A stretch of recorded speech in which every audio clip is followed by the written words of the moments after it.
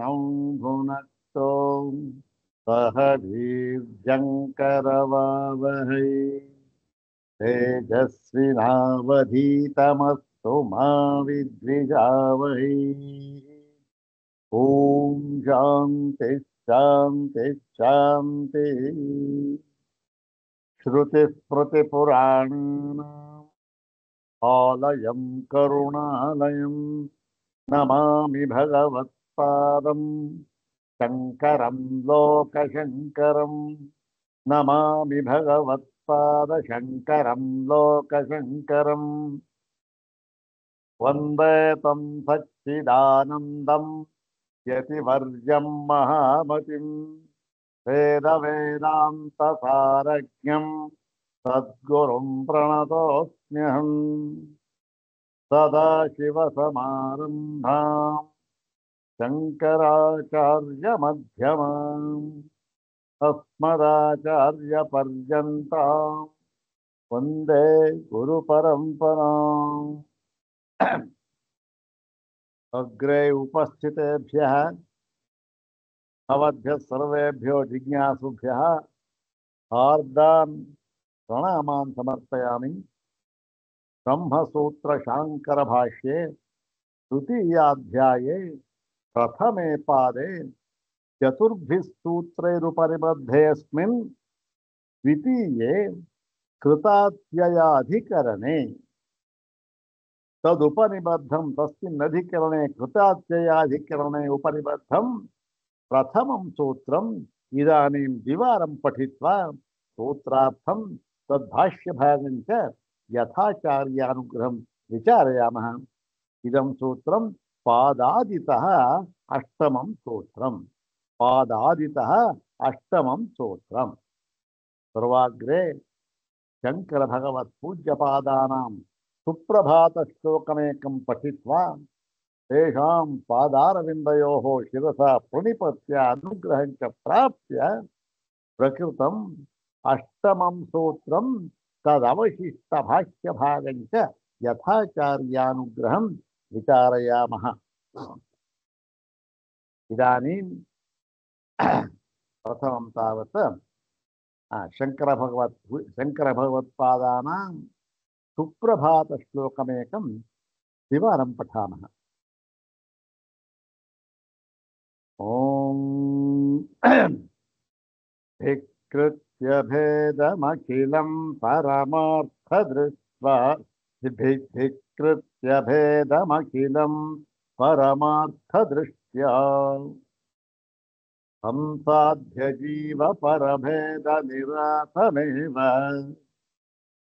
मुक्तेश्च मार्गमिममेव समादिशस्त्वम् हे संयमीन्द्र गुरुशङ्कर सुप्रभातम्।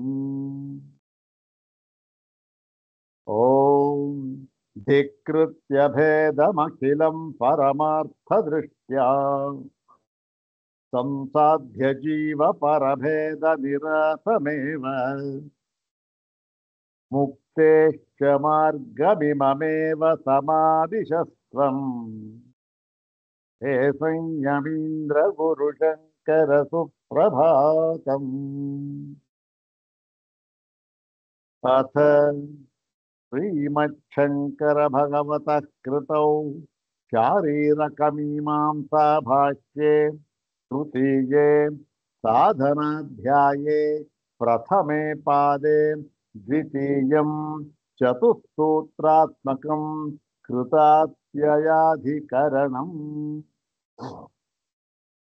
तस्मिन् अधिकरणे उपनिबद्धानि सर्वाणि चत्वारि सूत्राणि इदानीम् एकवारं पठामः।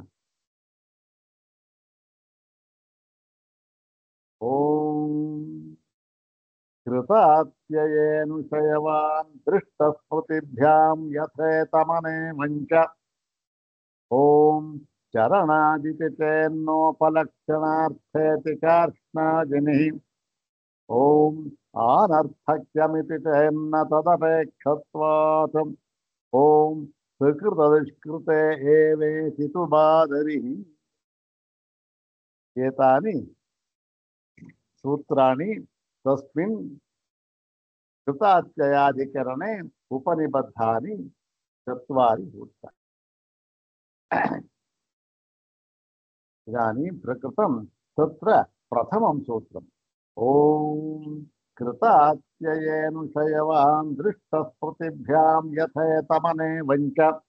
ओम कृतात्ययेनुशयवान् दृष्टस्मृतिभ्यां यथेतमने वञ्च.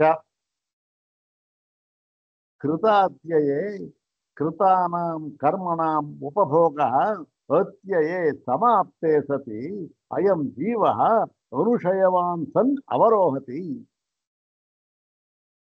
कुतः? तथा दृष्टस्मृतिभ्यां तथा श्रुतिस्मृतिभ्यां. कथं? यथा इदं च अनेवं. यथा गतं तथैव प्रत्यागतम् अथवा यथा गतं तद्विहाय मार्गान्तरेण प्रत्यागतम् इति वा अयं प्रश्नः. ಈಗ ಈ ಒಂದು ಸೂತ್ರದಲ್ಲಿ ಈ ನಿರ್ಣಯವೆಲ್ಲ ಮಾಡಿದ್ದಾಗಿತ್ತು. ಏನು? ಈ ಒಂದು ಸ್ವರ್ಗಲೋಕ ಸಾಧನವಾಗಿರತಕ್ಕಂತಹ ಕರ್ಮಗಳನ್ನು ಮಾಡಿ ಅದರ ಫಲವಾಗಿರತಕ್ಕಂತಹ ಸ್ವರ್ಗ ಫಲ ಉಪಭೋಗವನ್ನು ಅನುಭವಿಸುವುದಕ್ಕೆ ಸ್ವರ್ಗಕ್ಕೆ ಹೋದ. ಅಲ್ಲಿ ಹೋದ ಮೇಲೆ ಏನಾಯ್ತು? ಪೂರ್ತಿಯಾಗಿ ಈ ಯಾವ ಉದ್ದೇಶಕ್ಕಾಗಿ ಈ ಕರ್ಮವನ್ನು ಮಾಡಿದ್ದನೋ ಆ ಫಲವನ್ನೆಲ್ಲ ಪೂರ್ತಿಯಾಗಿ ಅನುಭವಿಸಿದ ಮೇಲೆ ಅವನು ಹಿಂತಿರುಗಿ ಬರುತ್ತಾನೆ. ಹಿಂತಿರುಗಿ ಬರುವಾಗ ಏನಾಗುತ್ತೆ? ಈ ಮಾರ್ಗದಲ್ಲಿ ಬರ್ತಾನೋ ಅಥವಾ ಈ ಸ್ವಲ್ಪ ಮಾರ್ಗ ಬದಲಿಸಿ ಬರ್ತಾನೋ ಅಂತಕ್ಕಂಥ ಪ್ರಶ್ನೆ. ಈಗ ಈ ಮಾರ್ಗದಲ್ಲಿ ಬರ್ತಾನೋ ಮಾರ್ಗವನ್ನು ಬದಲಿಸಿ ಬರ್ತಾನೋ ಅಂತ ಅನ್ನೋದನ್ನು ಕೊನೆಗೆ ನೋಡೋಣ. ಈಗ ಬೇಡ. ಈಗೇನು? ಈಗ ಅವನು ಹಿಂದಕ್ಕೆ ಪುನಃ ಬರುವಾಗ ಅವನು ನಿರನುಶಯನಾಗಿ ಬರ್ತಾನೋ ಸಾನುಶಯನಾಗಿ ಬರ್ತಾನೋ ಅಂತ ಸಂಶಯಿಸಿ ಏನಾಯ್ತು? ಸಾನುಶಯನಾಗಿ ಬರ್ತಾನೆ ಅಂತ ತೀರ್ಮಾನ ಮಾಡಿದ್ದಾಯ್ತು. ನಿರನುಶಯವಾಗಿ ಅಲ್ಲ ಅಂತ ಇದನ್ನ ಯುಕ್ತಿಯುಕ್ತವಾಗಿ ಇಲ್ಲಾಗಿ ತೀರ್ಮಾನ ಮಾಡಿದ್ದಾಗಿತ್ತು. ಅಲ್ಲಿ ಒಬ್ಬ ಏಕದೇಶಿ ಹೇಳಿದ್ದ, ಆಯ್ತು ಸ್ವಾಮಿ ನೀವು ಹೇಳಿದ್ದಿಲ್ಲ ಸರಿ, ಆದರೆ ಈ ಸಾನುಶಯನಾಗಿ ಬರ್ತಾನೆ ಅಂತ ಹೇಳಿದ್ರಲ್ಲ, ಈ ಸಾನುಶಯನಾಗಿ ಅಂತ ಅನ್ನುವಾಗ ಏನು ಗೊತ್ತೇನು? ಯಾವ ಉದ್ದೇಶಕ್ಕಾಗಿ ಆ ಸ್ವರ್ಗಕ್ಕೆ ಹೋಗಿದ್ದನೋ ಆ ಫಲದ ಒಂದು ಅನುಶಯ ಸಹಿತನಾಗಿ ಅಂತ ಅರ್ಥ ಮಾಡಬೇಕು. ಅಂದ್ರೇನು? ಸ್ವರ್ಗಕ್ಕೋಸ್ಕರ ಅಲ್ಲಿಗೆ ಹೋಗಿದ್ದ, ಅಲ್ಲೇ ಅನುಭವಿಸ್ದ. ಬರುವಾಗ ಆ ಒಂದು ಸ್ವರ್ಗ ಫಲ ಅಂತ ಇದೆಯಲ್ಲ ಅದರ ಒಂದು ಲೇಷವನ್ನ ತಗೊಂಡು ವಾಪಸ್ ಬರ್ತಾನೆ. ಹೇಗೆ? ಉದಾಹರಣೆ ಕೊಟ್ಟಿದ್ದ. ಏನು? ಭಾಂಡಾನುಸಾರಿ ತೈಲವಸ. ಏನು? ಭಾಂಡ ಈ ಒಂದು ಪಾತ್ರೆಗೆ ಹೇಗೆ ಎಣ್ಣೆಯೆಲ್ಲ ನಾವು ಬಗ್ಸಿದ್ರೂ ಕೂಡ ಸ್ವಲ್ಪ ಎಣ್ಣೆ ಉಳ್ಕೊಂಡಿರುತ್ತೋ ಹಾಗೆ ಇದು ಸ್ವಲ್ಪ ಉಳ್ಕೊಂಡಿರುತ್ತೆ. ಲೇಷ ಅಂತಕ್ಕಂಥದ್ದು ಯಾವುದು? ಸ್ವರ್ಗ ಫಲ ಲೇಷ ಅಂತಕ್ಕಂಥದ್ದು ಉಳ್ಕೊಂಡಿರುತ್ತೆ. ಅದರಿಂದ ವಾಪಸ್ ಬರ್ತಾನೆ ಅಂತ ಹೇಳಿದ್ರು. ಅದಕ್ಕೆ ಉದಾಹರಣೆ ಎಲ್ಲ ಕೊಟ್ಟಿದ್ದು. ಅಲ್ಲಪ್ಪ, ಸ್ವರ್ಗ ಫಲ ಲೇಷ ಅಂದ್ರೆ ಸ್ವಲ್ಪ ಉಳ್ಕೊಂಡ್ಬಿಟ್ರೆ ಅವನು ಅಲ್ಲಿ ಇರೋಕ್ಕಾಗುತ್ತ? ಪೂರ್ತಿ ಅನುಭವಿಸ್ಬೇಕಾದ್ರೆ ಅಲ್ಲಿರಬೇಕು. ಎಲ್ಲ ಅನುಭವಿಸ್ಬಿಟ್ಟು ಸ್ವಲ್ಪ ಇದೆ ಅಂತಂತಂದ್ರೆ ಹೇಗಿರುತ್ತಲ್ಲಿ? ಹೇಗಾಗುತ್ತೆ? ಅದು ಹೊಂದೋದಿಲ್ವಲ್ಲ ಅಂತಂದ್ರೆ ಆಗ್ಬಹುದು. ಸ್ವಲ್ಪ ಇದ್ರೆ ಅವನು ಇರೋಕ್ಕಾಗೋದಿಲ್ಲ, ವಾಪಸ್ ಬರ್ಬೇಕು. ಅವನು ಅದೇನು ಹೊಂದೋ ಸ್ವಲ್ಪ ಇದ್ರೂ ಅದಿರಬೇಕಾದ್ದೇನಿಲ್ಲ. ಪೂರ್ತಿ ಅನುಭವಿಸೋವರೆಗೆ ಅದಿರಬೇಕಾದ್ದಿಲ್ಲ. ಸ್ವಲ್ಪ ಇರುತ್ತೆ ಇಟ್ಕೊಳ್ಳಿ, ಇದ್ರೂ ಅದಿರಬೇಕಾದ್ದಿಲ್ಲ, ಅವನು ಇರೋ ಹಾಗಿಲ್ಲ. ಆ ರಾಜನ ಒಂದು ಉದಾಹರಣೆ ಕೊಟ್ಟಿದ್ದ. ರಾಜರು ಅರಮನೆ ಇದ್ದ, ಎಲ್ಲ ದಿರುಸೆಲ್ಲ ಇತ್ತು. ಸ್ವಲ್ಪ ದಿವಸ ಆಯಿತು, ಕಳುವಾಗಿ ಹೋಯ್ತು, ಎಲ್ಲ ಇತ್ತು. ಆದರೆ ಆ ಪೇಟ ಒಂದು ನಿಲುವಂಗಿ ಮಾತ್ರ ಕಳೆದೋಗ್ಬಿಟ್ಟು ಬೇರೆ ಬೇರೆ ಎಲ್ಲ ಇದೆ.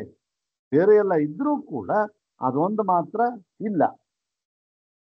ಒಂದು ಇಲ್ಲದೆ ಹೋಗ್ಬಿಟ್ರೆ ಅವನ ಇರೋಕ್ಕಾಗೋದಿಲ್ಲ. ಪೂರ್ತಿ ಇದ್ರೆ ಇರಬೇಕು. ಆದ್ದರಿಂದ ಸ್ವಲ್ಪ ಉಳ್ಕೊಂಡಿರುತ್ತೆ, ಅದು ಇರೋಕ್ಕಾಗೋದಿಲ್ಲ, ಬಂದ್ಬಿಡ ಅಂತ ಏನೋ ಕೊಟ್ಟಿದ್ದ ಉದಾಹರಣೆ. ಈಗ ಅದಕ್ಕೆ ಇಲ್ಲಪ್ಪ, ಅದಕ್ಕೆ ನಾವು ಈಗ ಉತ್ತರವನ್ನು ಹೇಳ್ತೇವೆ, ಹಾಗೆ ಆಗೋದಿಲ್ಲ. ನೀನು ಕೊಟ್ಟಿದ್ದ ಉದಾಹರಣೆ ಇದೆಯಲ್ಲ, ಅದು ಈ ಒಂದು ಪ್ರಕರಣಕ್ಕೆ ಸಮಂಜಸವಾದ ಉದಾಹರಣೆಯಲ್ಲ, ಅನುಗುಣವಾದ ಉದಾಹರಣೆ ಅಲ್ಲ ಅಂತ ಹೇಳಿ ಅದು ಹೇಗೆ ಅಂತ ಅನ್ನೋದನ್ನ ಈ ಭಾಗದಲ್ಲಿ ಹೇಳ್ತಾ ಇದ್ದಾರೆ. ನೋಡೋಣ, ಇಷ್ಟು ಆಗಿದೆಯಲ್ಲ, ಈಗ ಹೇಗಿದೆ 229ನೇ ಭಾಷಣ. ಯದುಕ್ತಂ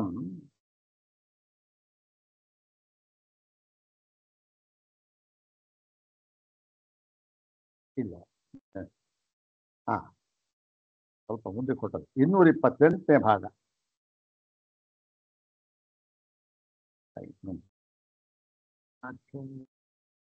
ತಮೇವ ನಚೈತತ್ ಯುಕ್ತಮೇವ ಪ್ರತಿಭಾತಿ. 228ನೇದು ಇದು ಬರ್ಕೊಂಡಿದೆ 9, 10 ಅಂತ ನನ್ನ ಇರುವುದಲ್ಲ. ನಚೈತತ್ ಯುಕ್ತಮೇವ ಪ್ರತಿಭಾತಿ. ನೋಡಪ್ಪ, ನೀನು ಹೇಳಿದ್ಯಲ್ಲ ಆ ಎಣ್ಣೆ ಪಾತ್ರೆ ಒಳಗೆ ಉಳ್ಕೊಂಡ್ಬಿಡುತ್ತೆ, ಹಾಗೆ ಬರ್ತಾನೆ, ಹಾಗೆ ಹೀಗೆ ಅಂತ, ಅದು ಯುಕ್ತವಲ್ಲ, ಸರಿಯಾಗಿಲ್ಲ. ಅದು ಹೇಗೆ ಅಂತಂದ್ರೆ, ನಹಿ ಸ್ವರ್ಗಾರ್ಥಸ್ಯ ಕರ್ಮಣಃ ಭುಕ್ತ ಫಲಸ್ಯ ಅವಶೇಷ ಅನುವೃತ್ತಿ ಉಪಪದ್ಯತೆ. ಒಂದು ಕರ್ಮ ಇದೆ, ಅದನ್ನು ಮಾಡಿದ್ರೆ ಫಲ ಏನು? ಸ್ವರ್ಗ ಫಲ, ಸ್ವರ್ಗಲೋಕ ಪ್ರಾಪ್ತಿ. ಆ ಸ್ವರ್ಗಲೋಕ ಪ್ರಾಪ್ತಿ ಅಂತಕ್ಕಂಥದ್ದು ಆ ಒಂದು ಕರ್ಮದ ಫಲ. ಅಲ್ಲಿಗೆ ಹೋದ, ಅನುಭವಿಸಿದ, ಎಲ್ಲ ಫಲವನ್ನು ಅನುಭವಿಸಿದ ಎಲ್ಲ ಫಲವನ್ನು ಅನುಭವಿಸಲೇಬೇಕು ಅಲ್ಲಿ.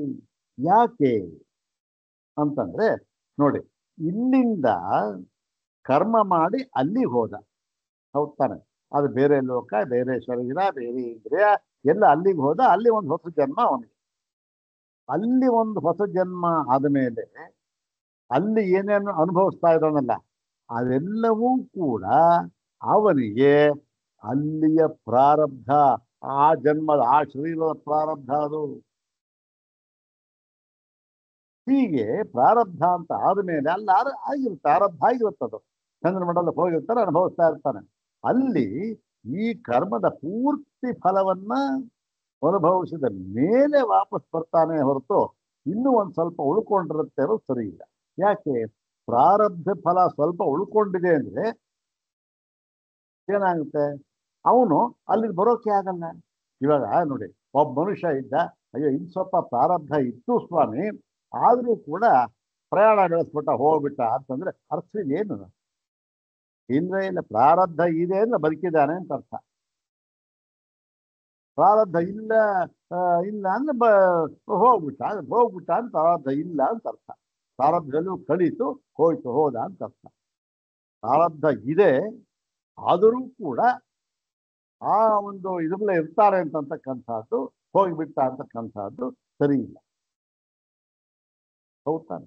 ಹಾಗಾಗಿ ಅಲ್ಲಿಯ ಪ್ರಾರಬ್ಧ ಅನುಭವಿಸೇ ಬರಬೇಕು. ಇದು ಈ ಒಂದು ಅಷ್ಟು ಸಮಂಜಸವಾಗುವುದಿಲ್ಲ. ಅಲ್ಲೊಂದು ಅವಶೇಷ ಸ್ವಲ್ಪ ಇರುತ್ತೆ, ಲೇಷ ಇರುತ್ತೆ, ಅದನ್ನು ತಗೊಂಡು ಬರ್ತಾನೆ, ಸರಿ ಹೋಗೋದಿಲ್ಲ ಅಂತ ಹೇಳಿ.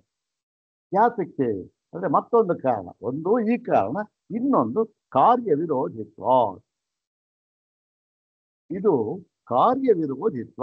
ಒಂದು ಕಾರ್ಯ ಮಾಡಬೇಕಾದ ಕರ್ಮ ಅಂತಿದೆ, ಅದು ಇಂಥ ಫಲಕ್ಕಾಗಿ ಮಾಡಬೇಕು ಅಂತ ಇದೆ. ಇಂಥ ಫಲಕ್ಕಾಗಿ ಮಾಡಬೇಕು ಅಂತ ಇದ್ದಾಗ ಅದು ಆ ಫಲವನ್ನು ಕೊಟ್ಟೇ ತೀರುತ್ತೆ ಹೊರತು ಇಲ್ಲ ಆಗೋದಿದ್ದೆ. ಯಾಕೆ? ಅದೆಲ್ಲ ನಿಯಮ, ಅದು ಸೃಷ್ಟಿ ನಿಯಮ.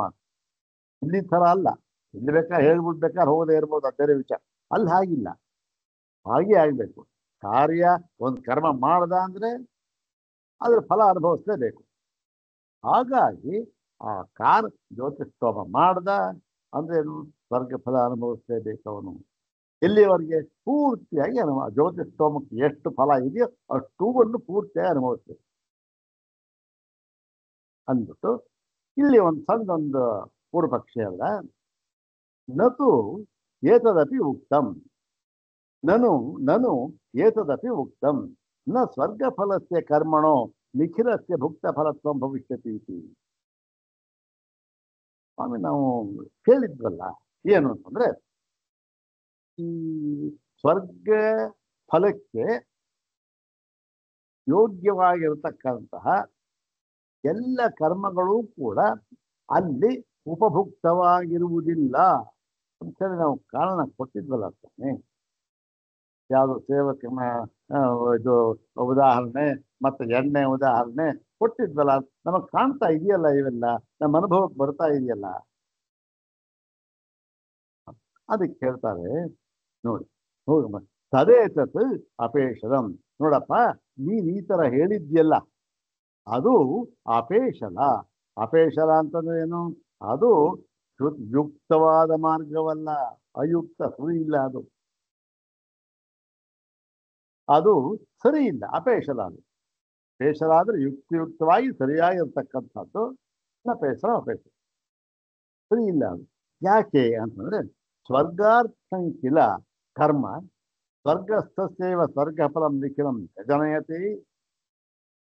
ನೋಡಪ್ಪ, ನೀನ್ ಹೇಳ್ತಾ ಇದೀಯ ಸ್ವರ್ಗಾರ್ಥವಾಗಿ ಮಾಡಿದ ಕರ್ಮ ಆ ಸ್ವರ್ಗದಲ್ಲಿ ಇದ ಸ್ವರ್ಗಸ್ಥಸ್ಯೈವ ಅವನಿಗೆ ಎಲ್ಲ ಸ್ವರ್ಗ ಫಲವನ್ನು ತಂದು ಕೊಡೋದಿಲ್ಲ ಅಂತೆ, ತಂದು ಕೊಡೋದಿಲ್ಲ ಅದು. ಮತ್ತೆ ಸ್ವರ್ಗಚ್ಯುತಸ್ಯಾಪಿ ಕಂಚಿತ್ ಫಲಲೇಶಂ ಜನಯತಿ. ಸ್ವರ್ಗದಿಂದ ಬಂದುಬಿಟ್ಟ ಸ್ವರ್ಗಚ್ಯುತ, ಈ ವಾಪಸ್ ಬಂದು ಬರುವಾಗಲೂ ಕೂಡ ಅವನಿಗೆ ಸ್ವಲ್ಪ ಫಲಲೇಶ, ಯಾವುದು ಈ ಕರ್ಮ ಮಾಡಿದ್ನ ಸ್ವರ್ಗಾರ್ಥವಾಗಿ ಅದರ ಲೇಷ ಅಂತಕ್ಕಂಥದ್ದು ಅದು ಇರುತ್ತೆ ಅಂತ ಏನೇನೋ ಹೇಳಿದೆಯಲ್ಲ, ಅದೇನಾಗಿದೆ? ತದೇ ತತ್ ಅಪೇಕ್ಷಲಂ, ಅದು ಸರಿ ಇಲ್ಲ. ಮತ್ತೆ ಇನ್ನು ನ ಶಬ್ದ ಪ್ರಮಾಣಕಾನಾಂ ಈದೃಶೀ ಕಲ್ಪನಾ ಅವಕಲ್ಪತೆ. ಶಬ್ದ ಪ್ರಮಾಣಕಾನಾಂ ಈದೃಶೀ ಕಲ್ಪನಾ ನ ಅವಕಲ್ಪತೆ. ನೋಡಿ, ಯಾರು ಶ್ರುತಿವಾಕ್ಯಗಳಲ್ಲಿ ಅವನ್ನೇ ಪ್ರಮಾಣ ಅಂತ ಇಟ್ಕೊಂಡಿದ್ದಾರೆಯೋ ಅವರು ಇದನ್ನ ಒಪ್ಪೋದಕ್ಕಾಗೋದಿಲ್ಲ. ನೋಡಿ, ಶ್ರುತಿವಾಕ್ಯವನ್ನ ಪ್ರಮಾಣವನ್ನಾಗಿ ಸ್ವೀಕರಿಸದೇ ಇದ್ದವರು ಏನೋ ಅವ್ರು ಹೇಳ್ಬೋದು, ಹೇಗ್ರಿ ನೀವು ನೋಡಿ ಶ್ರುತಿವಾಕ್ಯವನ್ನ ಯಾರು ಪ್ರಮಾಣ ಅಂತ ಸ್ವೀಕಾರ ಮಾಡಿದ್ದಾರೋ ಅವರು ಒಪ್ಪುವುದಕ್ಕೆ ಸಾಧ್ಯವಿಲ್ಲ. ಯಾಕೆ ಅಂತಂದ್ರೆ, ಶ್ರುತಿಯಲ್ಲಿ ಸ್ಪಷ್ಟವಾಗಿ ಹೇಳಿದೆ, ಇಲ್ಲಿಂದ ಅಲ್ಲಿ ಹೋಗಿ ಎಲ್ಲ ಫಲವನ್ನು ಅನುಭವಿಸಿ ಇಲ್ಲಿ ಹಿಂದಿರುಗಿ ಬರುತ್ತಾನೆ ಅಂತ ಹೇಳಿದೆ. ಇದಕ್ಕೆ ಪ್ರಮಾಣ ಏನು? ಪ್ರಮಾಣ ಏನು ಅಂದ್ರೆ ಶ್ರುತಿ ಪ್ರಮಾಣ ಅಷ್ಟೆ. ಬಂದವನು ಹೇಳೋ ಆಗಿಲ್ಲ, ಅಲ್ಲಿ ಅನುಭವ ನಮಗೆ ಇಲ್ಲಿ ಆಗೋದಿಲ್ಲ, ಅದರಿಂದ ಏನು ಪ್ರಮಾಣ? ಮತ್ತೆ ಈ ಅನುಮಾನ ಪ್ರಮಾಣದಿಂದಲೂ ಕೂಡ ಸಿದ್ಧವಾಗುವ ಹಾಗಿಲ್ಲ. ಅನುಮಾನಕ್ಕೆ ದೃಷ್ಟಾಂತ ಬೇಕು, ದೃಷ್ಟಾಂತ ಹೊಂದೋದಿಲ್ಲ. ಇನ್ನು ಉಳಿದಿದ್ಯಾವುದು? ಕೇವಲ ಶ್ರುತಿ ಪ್ರಮಾಣ, ಶಬ್ದ ಪ್ರಮಾಣ, ಶಾಸ್ತ್ರ ಪ್ರಮಾಣ ಅಷ್ಟೆ. ಹಾಗೆ ಶಬ್ದ ಪ್ರಮಾಣ, ಶಾಸ್ತ್ರ ಪ್ರಮಾಣವನ್ನೇ ಯಾರು ಒಪ್ಪಿದ್ದಾರೆಯೋ ಅವರು ನಿನ್ನ ಈ ಮಾತನ್ನ ಒಪ್ಪೋದಕ್ಕಾಗೋದಿಲ್ಲ. ಏನು? ಓಹೋ, ಸ್ವರ್ಗಾರ್ಥವಾಗಿ ಮಾಡಿದಂತಹ ಕರ್ಮ ಇದೆಯಲ್ಲ, ಅದು ಸ್ವರ್ಗದಲ್ಲಿದ್ದಾನೆ, ಅಲ್ಲಿವರೆಗೆ ಇರುತ್ತೆ. ಆದ್ರೆ ಈ ಬರುವಾಗ ಅವನು ಇನ್ನೂ ಸ್ವಲ್ಪ ಉಳ್ಕೊಂಡ್ಬಿಟ್ಟಿರುತ್ತೆ, ಅದನ್ನ ಜೊತೆ ಬರ್ತಾನೆ ಅಂತ ಏನೋ ಹೇಳಿ. ಮತ್ತೆ ಆ ಸ್ವರ್ಗದಿಂದ ಬರುವಾಗಲೂ ಕೂಡ ಅವನು ಅದ್ರ ಜೊತೆ ಬರ್ತಾನೆ, ಆ ಲೇಷದ ಅನುಶಯನಾಗಿ ಬರ್ತಾನೆ ಅಂತ ಹೇಳಿದೆಯಲ್ಲ. ಇವೆಲ್ಲ ಈ ಶ್ರುತಿ ಪ್ರಮಾಣವನ್ನ ಯಾರು ಒಪ್ಪಿದ್ದಾರೋ ಅವರಿಗೆ ಸರಿ ಇಲ್ಲ. ಮತ್ತು ನೀವು ಉದಾಹರಣೆ ಕೊಟ್ಟಿದ್ದೀರ ನೋಡಿ, ನಾವು ಉದಾಹರಣೆ ಕೊಟ್ಟಿದ್ವಲ್ಲ, ಸ್ನೇಹ ಹೊಂಡೇದು ಸ್ನೇಹಲೇಶ ಅನುವೃತ್ತಿ ದೃಷ್ಟತ್ವಾತ್ ಉಪಪದ್ಯತೆ. ನೋಡಿ, ಆ ಎಣ್ಣೆ ಪಾತ್ರ ಇದೆ, ಎಣ್ಣೆ ಪಾತ್ರೆಯಲ್ಲಿ ಅದು ಅಲ್ಲಿ ಈಚೆ ಬಗ್ಗಿಸಿದಾಗ ಸ್ವಲ್ಪ ಲೇಷ ಉಳ್ಕೊಂಡಿರುತ್ತೆ ಅಂತಕ್ಕಂಥದ್ದು ದೃಷ್ಟತ್ವಾತ್ ಅವಕಲ್ಪ ಉಪಪದ್ಯತೆ. ಅದು ನಮಗೆ ಪ್ರತ್ಯಕ್ಷವಾಗಿ ಕಾಣ್ತಾ ಇದೆ. ಆದ್ದರಿಂದ ಅಲ್ಲಿ ಅದು ಹೊಂದುತ್ತೆ. ಯಾಕೆ? ಪ್ರತ್ಯಕ್ಷವಾಗಿ ಕಾಣ್ತಾ ಇದೆ ಅಲ್ಲಿ. ಅಲ್ಲಪ್ಪ, ಇಲ್ಲಿ ಎಲ್ಲಾರು ಚಂದ್ರಮಂಡಲಕ್ಕೆ ನೀವು ಹೋದದ್ದು ಪ್ರತ್ಯಕ್ಷವಾಗಿ ಕಾಣುತ್ತಾ? ಅಲ್ಲಿ ಇದ್ದದ್ದು ಪ್ರತ್ಯಕ್ಷವಾಗಿ ಕಾಣುತ್ತಾ? ತಿರ್ಗಾ ಅಲ್ಲಿಗೆ ಯಾವತ್ತು ವಾಪಸ್ ಬಂದೆ ಅಂತ ಅನ್ನೋದಕ್ಕೆ ಪುರಾವೆ ಇದೆಯಾ? ಏನಿದೆ? ಯಾವೊಂದೂ ಕೂಡ ಇಲ್ಲಿ ಪ್ರತ್ಯಕ್ಷ ಪ್ರಮಾಣ ಗೋಚರವಲ್ಲ. ಒಂದೂ ಇಲ್ಲ. ಈ ದೇಹ ಬಿಟ್ಟಾದ್ರೆ ಮುಗೀತಷ್ಟೇನೆ. ಇನ್ನೇನು ತಿರ್ಗಾ ಇಲ್ಲ ರೀ ಮರ್ತೋಗಿದೆ, ಮರ್ತೋಗಿಲ್ಲ, ಹೋಯ್ತಷ್ಟೇನೆ. ಎಷ್ಟೋ ಜನ್ಮಗಳ ಒಂದು ಜ್ಞಾಪಕ ನಮಗಿದೆಯಾ? ಇಲ್ಲ, ಹೋಯ್ತು ಅಷ್ಟೇನೆ. ಏನೋ ಫಲ ಅನುಭವಿಸಿದೀವಿ, ಎಲ್ಲಿ ಹೋಗಿ ಅನುಭವಿಸೋದು ಯಾರಿಗೆ ಗೊತ್ತು. ಹೀಗೆ ಅಲ್ಲಿ ಒಪ್ಪಬಹುದು. ಎಣ್ಣೆ ಒಂದು ಪಾತ್ರೆಯ ಒಂದು ಉದಾಹರಣೆ ಕೊಟ್ಟಾಗೇನು ಅದರಲ್ಲಿ ಒಪ್ಪೋದು. ಯಾಕೆ ಅಂದ್ರೆ ಪ್ರತ್ಯಕ್ಷ ಕಾಣ್ತಾ ಇರ್ತಕ್ಕಂಥದ್ದು. ಮತ್ತು ಆ ಸೇವಕ ಉದಾಹರಣೆ ಕೊಟ್ಟಿದ್ದಿಲ್ಲ, ಒಂದು ಸ್ವಲ್ಪ ಉಳ್ಕೊಂಡ್ರು ಅಲ್ಲಿ ಕಾವುದಿಲ್ಲ, ವಾಪಸ್ ಬರಬೇಕು ಅಂತ ರಾಜಸ್ಥಾನದಲ್ಲಿ. ಮತ್ತು ತಥಾ ಸೇವಕಸ್ಯ ಉಪಕರಣ ಲೇಷ ಅನುವೃತ್ತಿಶ್ಚ ದೃಶ್ಯತೆ. ಈ ಒಂದು ಸೇವಕ ಇದ್ದಾನೆ, ಅವನಿಗೆ ಉಪಕರಣ ಲೇಷ, ಆ ಒಂದು ಏನೋ ಬಟ್ಟೆ ಗಿಟ್ಟೆ ಹಾಕೊಂಡಿದ್ದ, ಭರ್ಜಿ ಇಟ್ಕೊಂಡಿದ್ದ, ಏನೋ ಕಕ್ಕ ಇಟ್ಕೊಂಡಿದ್ದ, ಏನೋ ಹೊಟ ಇತ್ತು, ಅದು ಅವನು ಅಲ್ಲಿರೋ ಆಸ್ಥಾನಕ್ಕೆ ಹೋಗೋಕ್ಕಾಗಲ್ಲ. ಅವನು ಪೂರ್ತಿಯಾಗಿ ಅವನು ಡ್ರೆಸ್ ಇದ್ರೆ ಹೋಗ್ಬೋದಷ್ಟೇ, ಇಲ್ಲೇ ಹೋಗೋಕ್ಕಾಗಲ್ಲ. ಇದು ಏನಾಗಿದೆ? ಇದೂ ಕೂಡ ದೃಶ್ಯತೆ, ನಮಗೆ ಈ ಪ್ರತ್ಯಕ್ಷ ಪ್ರಮಾಣಕ್ಕೆ ಗೋಚರವಾಗಿದೆ. ಇದು ಕೂಡ ಗೋಚರವಾಗಿದೆ. ಮತ್ತು ನಾಪಿ ಲೇಷಾನವಂತ ದೃಶ್ಯತೆ ನಾಪಿ ಕಲ್ಪಯಿತು ಶಕ್ಯತೆ ನತು ಇಹ ತಥಾ ಸ್ವರ್ಗಫಲಸ್ಯ ಕರ್ಮಣಃ ಲೇಷಾನವೃತ್ತಿ ದೃಶ್ಯತೆ. ಆದರೆ ಇಲ್ಲಿ ಈ ಸ್ವರ್ಗ ಕರ್ಮ ಇದೆಯಲ್ಲ, ಸ್ವರ್ಗ ಫಲ ಉಂಟು ಮಾಡತಕ್ಕಂಥ ಕರ್ಮ, ಅದಕ್ಕೆ ಅದರ ಲೇಷ ಉಳ್ಕೊಳ್ಳುತ್ತೆ, ಅದರಿಂದ ವಾಪಸ್ ಬರ್ತಾನೆ ಅಂತ ಇದೆಯಲ್ಲ, ಅದು ನ ದೃಶ್ಯತೆ, ಯಾರಿಗೂ ಕಂಡಿಲ್ಲ, ಗೊತ್ತಿಲ್ಲ. ಹೀಗಿರುವಾಗ ಆ ಪ್ರತ್ಯಕ್ಷ ಪ್ರಮಾಣಕ್ಕೆ ಗೋಚರವಾಗಿರತಕ್ಕಂತಹ ಉದಾಹರಣೆಯನ್ನ ಯಾವುದು ಪ್ರತ್ಯಕ್ಷ ಪ್ರಮಾಣಕ್ಕೆ ಗೋಚರವೇ ಅಲ್ಲವೋ, ಅನುಮಾನ ಪ್ರಮಾಣಕ್ಕೂ ಗೋಚರವಲ್ಲವೋ, ಕೇವಲ ಶಬ್ದ ಪ್ರಮಾಣದಿಂದ ಮಾತ್ರ ಇದು ನಮ್ಗೆ ಗೊತ್ತಾಗುವ ಹಾಗಿದೆಯೋ ಅಂಥದ್ದನ್ನ ಈ ಪ್ರಮಾಣ ಪ್ರತ್ಯಕ್ಷ ಪ್ರಮಾಣದಿಂದ ಒಂದು ಉದಾಹರಣೆ ಕೊಟ್ಬಿಟ್ಟು ಸಿದ್ಧ ಮಾಡ್ತೀನಿ ಅಂತ ಆಗುತ್ತೇನಪ್ಪ? ಆಗಲ್ಲ. ಮತ್ತು ಕರ್ಮಣ ಸ್ವರ್ಗಫಲತ್ವ ಶಾಸ್ತ್ರ ವಿರೋಧ. ಈಗ ಕರ್ಮ ಇದೆ, ಈ ಕರ್ಮಕ್ಕೆ ಇಂಥ ಫಲ ಇಷ್ಟು ಸ್ವರ್ಗ ಫಲ ಅಂತ ಏನೋ ಇದೆ, ಅದು ಹೇಗೆ ಗೊತ್ತಾಗತ್ತೆ ನಮಗೆ? ಅದಕ್ಕೆ ಅದಕ್ಕೂ ಕೂಡ ಶಾಸ್ತ್ರ, ಅದು ಶ್ರುತಿ ಪ್ರಮಾಣ ಅಷ್ಟೇ, ಇನ್ನೇನಿಲ್ಲ.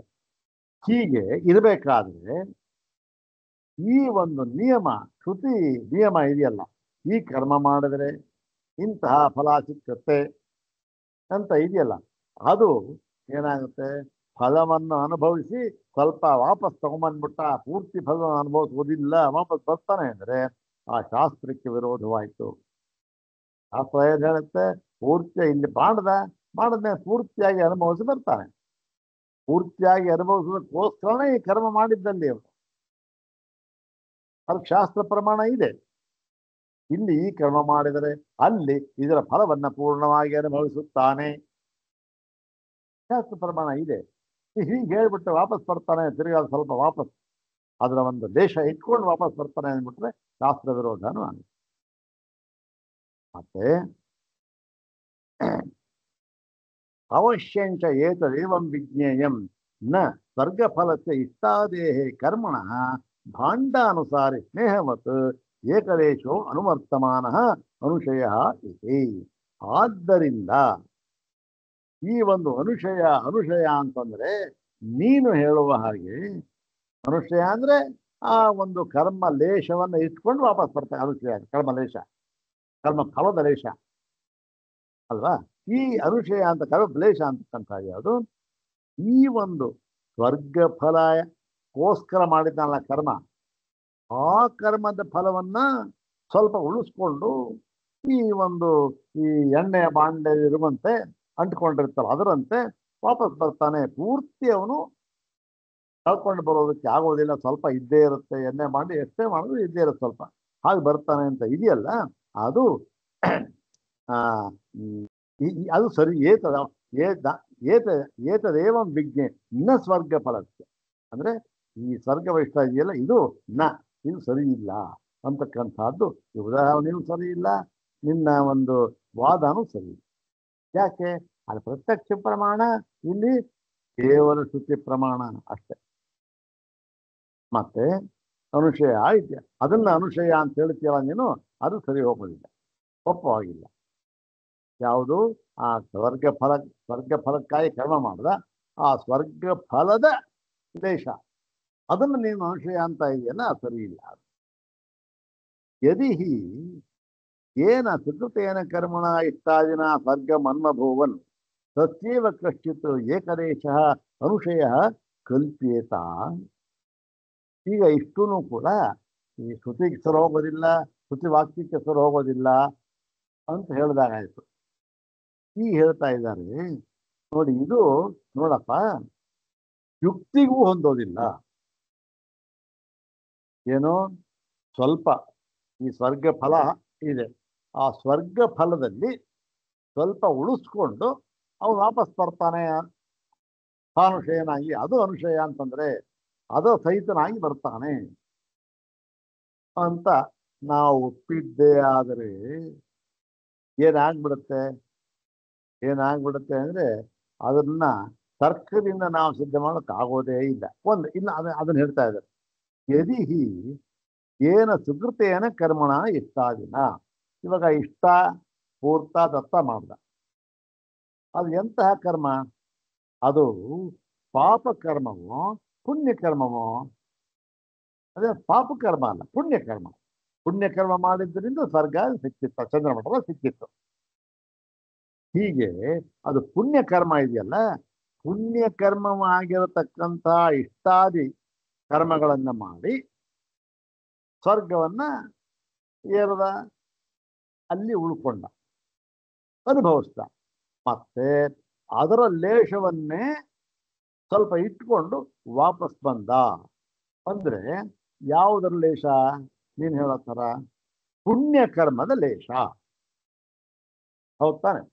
ಪುಣ್ಯಕರ್ಮದ ಲೇಷ ಯಾವಾಗ ಇತ್ತೋ ಇವನಲ್ಲಿ, ಆಗ ಏನಾಗಬೇಕು ಅಂದ್ರೆ ತತಃ ರಮಣೀಯ ಏವ ಏಕೋ ಅನುಶಯ ಸ್ಯಾತ್ ನ ವಿಪರೀತ. ನೋಡಿ ನೋಡಪ್ಪ, ನೀನೇ ಹೇಳು. ಪುಣ್ಯಕರ್ಮದ ಲೇಷ ಇಟ್ಕೊಂಡು ಬರ್ತಾನೆ, ಆ ಪುಣ್ಯಕರ್ಮದ ಲೇಷಕ್ಕೆ ಅನುಶಯ ಅಂತ. ಪುಣ್ಯಕರ್ಮ ಯಾವುದು? ಇಷ್ಟಾದಿ ಕರ್ಮಗಳಲ್ಲಿ ಮಾಡಿದ್ದ, ಅದಕ್ಕೋಸ್ಕರ ಹೊರಗೆ ಅನುಭವಿಸ್ತಾ ಅದ್ರ ಫಲ ಇಟ್ಕೊಂಡು ಬಂದ, ಸ್ವಲ್ಪ ಉಳಿಸ್ಕೊಂಡ್ ಬಂದ್ಬಿಟ್ಟ. ಯಾವಾಗ ಪುಣ್ಯ ಫಲದ ಲೇಷ ಇದೆಯೋ ಅವನಲ್ಲಿ, ಅವನು ಈ ವಾಪಸ್ ಬಂದಲ್ಲ, ವಾಪಸ್ ಬಂದು ಯಾವ ಯೋನಿಯಲ್ಲಿ ಹುಟ್ಟಬೇಕು? ಯಾವ ಯೋನಿಯಲ್ಲಿ? ಪುಣ್ಯಕರ್ಮ, ಆ ಪುಣ್ಯಕರ್ಮದ ಲೇಷ ಇಟ್ಕೊಂಡಿದ್ದಾನೆ. ಆದ್ದರಿಂದ ಇವನು ಯಾವ ಯೋನಿಯಲ್ಲಿ ಹುಟ್ಟುತ್ತಾನೆ? ಒಳ್ಳೆ ಉತ್ತಮವಾದ ಯೋನಿಯಲ್ಲಿ ಹುಟ್ಟುತ್ತಾನೆ, ಹುಟ್ಟಲೇಬೇಕು. ಯಾಕೆ? ಅದನ್ನ ಒಂದು ಕರ್ಮದ ಲೇಷ ಉಳಿಸ್ಕೊಂಡಿದ್ದಾನೆ, ಪುಣ್ಯ ಫಲ ಇದೆ ಅವನ ಹತ್ರ. ಪುಣ್ಯ ಫಲ ಇದೆಯೇನು? ಉತ್ತಮ ಯೋನಿ ಅಷ್ಟೇ, ಉತ್ತಮ ಯೋನಿ ಇರಬೇಕು. ಆದರೆ ಶ್ರುತಿ ಏನ್ ಹೇಳ್ತಾ ಇದೆ ಅಂತಂದ್ರೆ ಅದನ್ನ ಹೇಳ್ತಾ ಇದೆ ನೋಡಿ, ಅನ್ವ ಕಲ್ಪೆ ತಾತೋ ರಮಣೀಯ ಏವ ಏಕೋ ಅನುಶಯ. ಅವನು ಪುಣ್ಯ ಯೋನಿಯಲ್ಲೇ ಹುಟ್ಟಬೇಕು. ಅವನ ಅನುಶಯ ಬರ್ತಾ ಅದು ರಮಣೀಯವಾಗಿರಬೇಕು. ಎಲ್ಲ ಮುಂದೆ ಹುಟ್ಟೋದು ಅವನು ಪುಣ್ಯವಂತನಾಗಿ ಹುಟ್ಟಬೇಕು ಅಂತ.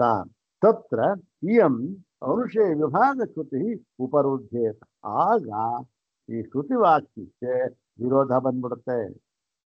ಏನು? ಅಲ್ಲಿ ಉಳಿಸ್ಕೊಂಡಿದ್ದ, ಸ್ವಲ್ಪ ಉಳಿಸ್ಕೊಂಡಿದ್ರಿಂದ ಏನಾಯ್ತು? ಅವನು ಈ ಒಂದು ಪುಣ್ಯ ಯೋನಿಯಲ್ಲೇ ಉತ್ತಮ ಯೋನಿಯಲ್ಲೇ ಹುಟ್ಟಬೇಕು. ಉತ್ತಮ ಯೋನಿಯಲ್ಲಿ ಹುಟ್ಟೋರು ಯಾರವರು? ಅವ್ರ ಹೆಸರೇನು? ರಮಣೀಯ ಚರಣರು.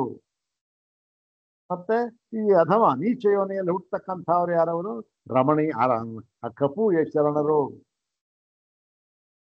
ರಮಣೀಯ ಚರಣರು, ಕಪೂಯ ಚರಣರು ಎರಡು. ಅಂದ್ರೆ ಪುಣ್ಯ ಚರಣರು ಒಂದು, ಪಾಪ ಚರಣರು ಒಂದು. ಪಾಪ ಮಾಡತಕ್ಕಂಥ ಪುಣ್ಯ ಮಾಡಬೇಕು.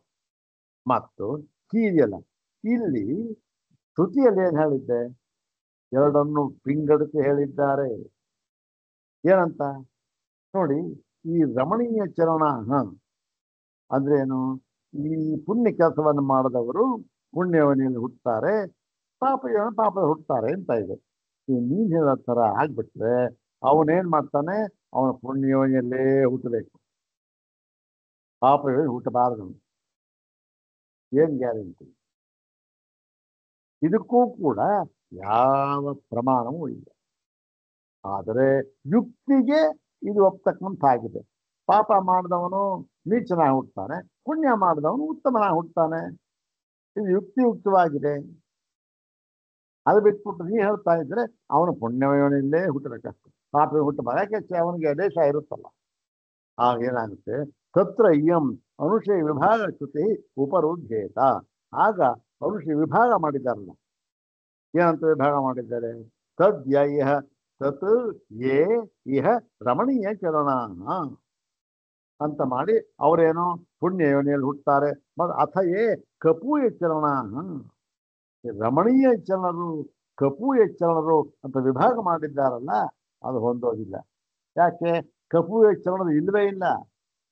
ವಾಪಸ್ ಬರ್ತಾರಲ್ಲ ಅವರೆಲ್ಲರೂ ಕೂಡ ರಮಣೀಯ ಚರಣ. ಯಾಕೆ? ಅವನು ಅದನ್ನ ಪುಣ್ಯ ಕರ್ಮದ ಲೇಷವನ್ನು ಉಣಿಸ್ಕೊಂಡು ಬಂದಿದ್ದಾನೆ, ಅವನು ಬರ್ತಾ ಇದ್ದಾನೆ. ಆದ್ದರಿಂದ ಈ ವಿಭಾಗ ಹೊಂದೋದಿಲ್ಲ, ಮತ್ತೆ ಯುಕ್ತಿಗೂ ಹೊಂದೋದಿಲ್ಲ. ಮತ್ತೆ ತಸ್ಮಾತ್ ಆಮುಷ್ಮಿಕ ಫಲೆ ಕರ್ಮಜಾತ ಉಪಭುಕ್ತಿ, ಕರ್ಮಜಾತೆ ಉಪಭುಕ್ತಿ ಅಂತ.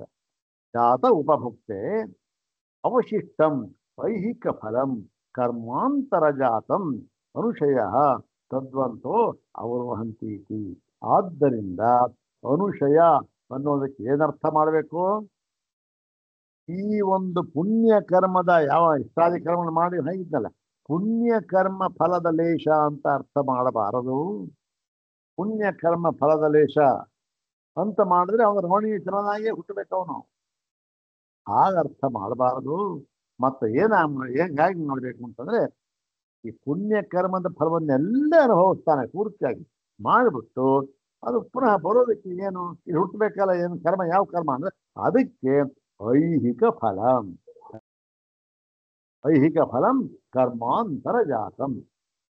ಇಲ್ಲಿ ಯಾವ ಲೋಕಕ್ಕೆ ಹೋಗ್ತಾನ ಗೊತ್ತಿಲ್ಲ, ಆ ಲೋಕಕ್ಕೆ ಹೋಗಿ ಅಲ್ಲಿ ಅನುಭವಿಸಬೇಕಾದ ಏನು ಪಾಪನ ಪುಣ್ಯನ ಏನೋ ಇದೆಯಲ್ಲ, ಅದಕ್ಕೆ ತಕ್ಕ ಒಂದು ಕರ್ಮಗಳು ಇದೆಯಲ್ಲ, ಹಿಂದೆ ಏನೋ ಮಾಡಿ ಯಾರು ಮಾಡಿದ್ದಾರೆ, ಅದರ ಒಂದು ಫಲವನ್ನ ಇವರು ತಗೊಂಡು ಬರ್ತಾನೆ. ಆ ಫಲವನ್ನು ಅನುಶಯ ಅಂತ ಹೇಳ್ಬೇಕು ನಾವು. ಆವಾಗಲೂ ಮಾಡಿದ್ದ, ಬರ್ತಾ ಇದ್ದಾನೆ, ವಾಪಸ್ ಬರ್ತಾ ಇದ್ದಾನೆ. ವಾಪಸ್ ಬರುವಾಗ ಯಾವ ಲೋಕಕ್ಕೆ ಬರ್ತಾನೆ ನಿರ್ಧಾರ ಆಗಿರುತ್ತದೆ, ಅದು ನಮಗೆ ಗೊತ್ತಿಲ್ಲ. ಯಾವ ಲೋಕಕ್ಕೆ ಬರ್ತಾ ನಿರ್ಧಾರ ಆಗಿದೆಯಲ್ಲ, ಆ ಲೋಕಕ್ಕೆ ಅಥವಾ ಆ ಲೋಕದಲ್ಲಿ ಅನುಭವಿಸಬೇಕಾದ ಫಲಕ್ಕೆ ಬೇಕಾದ ಕರ್ಮ, ನಿಮಿತ್ತವಾದ ಕರ್ಮ ಇದೆಯಲ್ಲ, ಅದರ ಫಲವನ್ನ ಇವನು ತೆಗೆದುಕೊಂಡು ಬರ್ತಾನೆ. ಆ ಒಂದು ಕರ್ಮ ಫಲಕ್ಕೆ ಅನುಶಯ ಅಂತ ಹೆಸರು. ಅನುಶಯ ಅಂದ್ರೆ ಆದರ್ಥ, ನೀನು ಹೇಳೋ ಅರ್ಥ ಅಲ್ಲ ಅಂತ ಹೇಳಿ. ಎರಡನೇ ಏನು? ಸಾನುಶಯನಾಗಿ ಬರ್ತಾನೋ ನಿರನುಶಯನಾಗಿ ಬರ್ತಾನೋ ಅಂತ ಮೊದಲನೇದು. ಇಲ್ಲ ನಿರನುಶಯನಾಗಿ ಬರೋದಿಲ್ಲ, ಸಾನುಶಯನಾಗಿ ಬರ್ತಾನೆ ಅಂತ ಸಿದ್ಧಾಂತ. ಏನು? ಅನುಶಯವನ್ನು ಅನುಶಯ ಅಂದ್ರೆ ಕರ್ಮಫಲವನ್ನು ಉಳಿಸ್ಕೊಂಡ್ ಬರ್ತಾನೆ ಅಂತ. ಸರಿ, ಕರ್ಮಫಲ ಉಳಿಸ್ಕೊಂಡ್ ಬರ್ತಾನೆ ಅಂತ ಅಂದ್ಬಿಟ್ರೆ ಯಾವ ಕರ್ಮದ ಫಲವನ್ನು ಉಳಿಸ್ಕೊಂಡ್ ಬರ್ತಾನೆ? ಅಲ್ಲಿ ಏನು ಅನುಭವಿಸಿರ್ತಾನೋ ಅದ್ರ ಕರ್ಮಫಲ ಅಂತಾನೆ. ಹಾಗೆ ಚಂದ್ರಮಂಡಲದಲ್ಲಿ ಅನುಭವಿಸಿದ್ದ ಸುಖವನ್ನ, ಆ ಸುಖದ ಲೇಷವನ್ನ ತಗೊಂಡು ಬರ್ತಾನೆ, ಅದಕ್ಕೆ ಅನುಶಯ ಅಂತ ಹೆಸರು ಅಂತ ಒಬ್ಬ ಹೇಳಿದ. ಅದಕ್ಕೆ ಉತ್ತರವನ್ನು ಹೇಳ್ತಾ ಇದ್ದಾರೆ.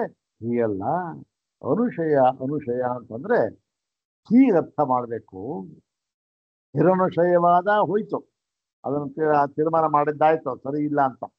ಸಾನುಶಯದಲ್ಲಿ, ಸಾನುಶಯ ಅಂದ್ರೆ ಈ ಒಂದು ಯಾವ ಒಂದು ಫಲಾರ್ಥವಾಗಿ ಯಾವ ಲೋಕಕ್ಕೆ ಹೋಗಿದ್ನೋ ಆ ಲೋಕದಲ್ಲಿ ಅನುಭವಿಸಬೇಕಾದ ಫಲದ ಅನುಶಯ ಅಲ್ಲ, ಅಲ್ಲಿ ಪೂರ್ತಿ ಅನುಭವಿಸ್ಬಿಟ್ಟ. ಬಟ್ ಏನದು ಮತ್ತೆ ಏನು ಅಂತಂದ್ರೆ, ಇವ್ ಬರ್ತಾ ಇದ್ದಾನಲ್ಲ ಯಾವ ಲೋಕಕ್ಕೂ ಹೋಗ್ಬೇಕು, ಆ ಲೋಕದಲ್ಲಿ ಅನುಭವಿಸಬೇಕಾಗಿರತಕ್ಕಂತಹ ಫಲಕ್ಕೆ ನಿಮಿತ್ತವಾದ ಕರ್ಮ ಮಾಡಿದ್ದ, ಆ ಫಲ ಸಹಿತನಾಗಿ ಬರ್ತಾನೆ, ಅದಕ್ಕೆ ಅನುಶಯ ಅಂತ ಹೆಸರು. ಕರ್ಮಾಂತರ ಜಾತಂ, ಈ ಕರ್ಮ ಅಲ್ಲ, ಬೇರೆ ಯಾವ್ದು ಕರ್ಮ ಬೇಕಾದಷ್ಟು ಮಾಡಿದ್ದ. ಒಂದ್ ಜನ್ಮನ ಎಷ್ಟೋ ಗೊತ್ತಿಲ್ಲ, ಏನೇನು ಮಾಡಿದಾನೋ ಗೊತ್ತಿಲ್ಲ.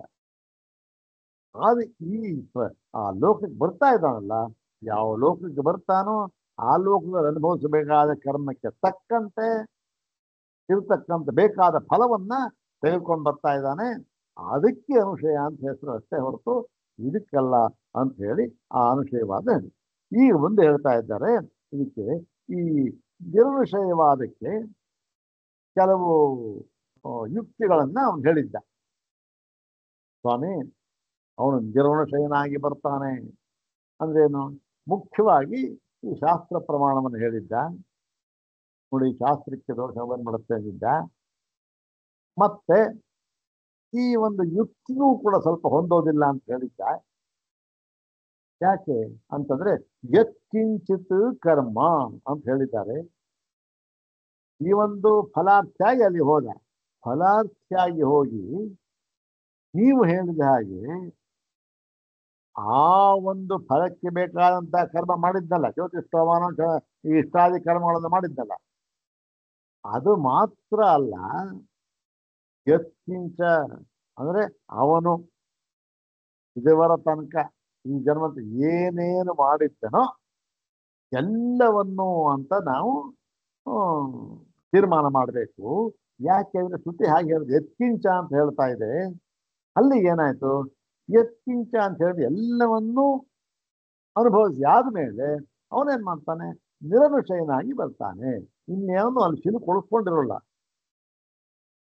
ಶ್ರುತಿ ಏನ್ ಹೇಳ್ತಾ ಇದೆ, ಎಲ್ಲವನ್ನೂ ಅನುಭವಿಸಿ ಬರ್ತಾನೆ ಅಂದ್ರೆ ಅನುಭವಿಸಿ ಬರ್ತಾನೆ ಅಂತ ಅನ್ನೋದಕ್ಕೆ ಎಲ್ಲ ಕರ್ಮಗಳು ಕೂಡ ಅಲ್ಲಿ ಕ್ಷಯವಾಗಿ ಬಿಡುತ್ತವೆ. ಅನುಭವ ವಾಪಸ್ ಬರ್ತೇನೆ ಹಾಗೆ ಅಂತ ಹೇಳಿದ್ರಲ್ಲ, ಅದು ಸರಿ ಇಲ್ಲ ಅಂತ ಹೇಳಿ ಇದಕ್ಕೂ ಕೂಡ ಇಲ್ಲಿ ಈ ಶ್ರುತಿವಾಕ್ಯಗಳಿದೆ, ಆದರೂ ಕೂಡ ಇಲ್ಲಿ ಯುಕ್ತಿಯುಕ್ತವಾಗಿ ಇಲ್ಲಿ ಅದನ್ನು ನಿರಾಸ ಮಾಡ್ತಾ ಇದ್ದ. ಏನು, ಇಲ್ಲಿ ಯುಕ್ತಿಯುಕ್ತವಾಗಿ ನಿರಾಸ. ಯುಕ್ತಿಯುಕ್ತ ಅಂದ್ರೆ ಏನು, ಅದಕ್ಕೆ ಬೇಕಾದಂತಹ ಯುಕ್ತಿಗಳು ಹೇಗೆ ಬರ್ತಾನೆ, ವಾಪಸ್ ಬರ್ತಾನೆ ಅಂತ ಅನ್ನೋದಕ್ಕೆ ಅವನಿಗೆ ಏನು ಇಂಧನ, ಅದಕ್ಕೆ ಫ್ಯೂಯಲ್ ಅಂತಾರಲ್ಲ, ಫ್ಯೂಯಲ್ ಏನು, ವಾಪಸ್ ಬರ್ತಾನೆ ಅಂದಾಗ ವಾಪಸ್ ಬರ್ತಾನೆ ಸರಿಯಪ್ಪ, ವಾಪಸ್ ಬರ್ತಾನೆ ಅಂದ್ರೆ ಏನು ಇಂಧನ, ಏನು ಇಂಧನ ಎಂದರೆ ಮೈಸೂರು ಹೋದ, ಮೈಸೂರು ಹೋಗ್ಬಿಟ್ಟು ಬೆಂಗಳೂರು ವಾಪಸ್ ಬರ್ತಾನೆ ಅಂತಂದ್ರು. ವಾಪಸ್ ಕಾರ್ ಹೋಗಿದ್ದ, ಕಾರ್ ವಾಪಸ್ ಬರ್ತಾನೆ, ಅದೇ ಕಾರ್ ಬರ್ತಾನೆ ಅನ್ಬೇಕಾದ್ರೆ ಆ ಕಾರ್ಗೆ ತಿರ್ಗಾ ವಾಪಸ್ ಬರೋದಕ್ಕೆ ಇಂಧನ ಬೇಕೋ ಬೇಡವಾ? ಅದ್ಯಾವುದದು?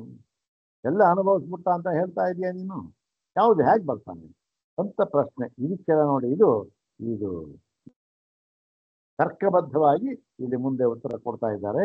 ಅದನ್ನ ನಾಳೆ ದಿವಸ ನೋಡೋಣ. ಓಂ ಶಾಂತಿ ಶಾಂತಿ ಶಾಂತಿ. ಓಂ ತತ್ಸತ್.